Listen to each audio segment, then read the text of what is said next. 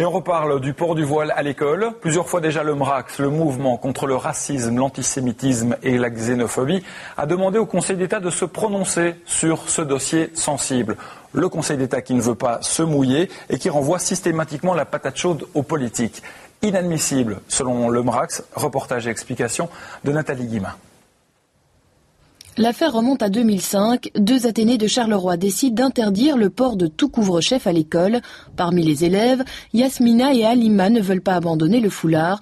Du coup, à la rentrée, elles seront exclues. Le père des 2 élèves avait porté plainte au Conseil d'État contre le règlement de l'école. Aujourd'hui, il est hors de lui.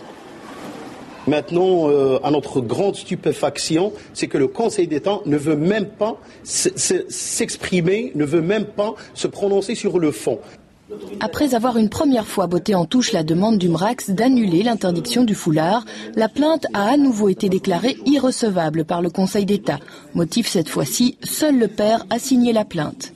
Ici, le Conseil d'État nous dit « Ah, mais la requête des parents est irrecevable parce qu'elle a été signée par un seul parent et pas par les deux. » Ça ne s'est absolument jamais vu dans le monde des juristes. Et donc, on a ici une nouvelle création du Conseil d'État qui, en fait, cache très mal le fait que le Conseil d'État veut jouer la politique de l'autruche. Pour le MRAX, comme pour les parents, cette nouvelle esquive du Conseil d'État montre surtout combien la justice a du mal à se prononcer sur le port du foulard. Et donc la question maintenant, qu'est-ce qu'on doit faire? Si toutes ces portes se ferment, quel message on passe à cette communauté musulmane, à ces citoyens musulmans belges qui sont intégrés? Le MRAX envisage en tout cas de porter la question de l'interdiction du foulard dans les écoles devant la Cour européenne des droits de l'homme. Dans la foulée, et toujours à propos de ce dossier, le MR veut légiférer au plus vite.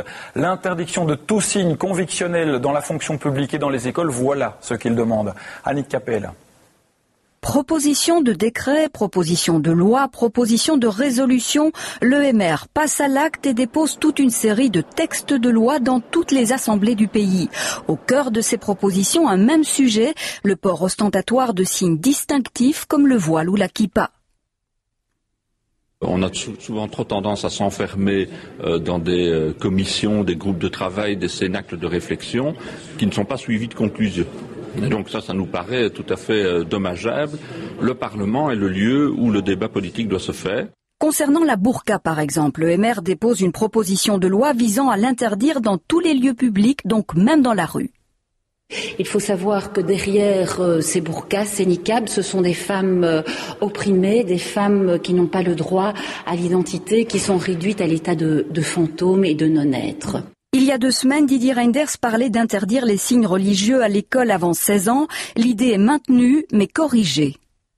C'est d'interdire tout port de signes convictionnels aux élèves qui fréquentent l'enseignement obligatoire public. Autre souhait du MR, interdire le port de tout signe distinctif aux personnes travaillant dans les services publics comme les hôpitaux ou les administrations. Et il faut qu'il y ait une ordonnance générale par rapport à cela qui fasse que l'impartialité soit strictement respectée partout où les citoyens s'adressent à l'administration. Le MR dit être le seul parti à faire preuve de courage politique. On verra comment ces propositions seront accueillies dans les différentes assemblées. Une bonne nouvelle dans l'actualité sociale du jour, une bonne nouvelle pour 150 ouvriers.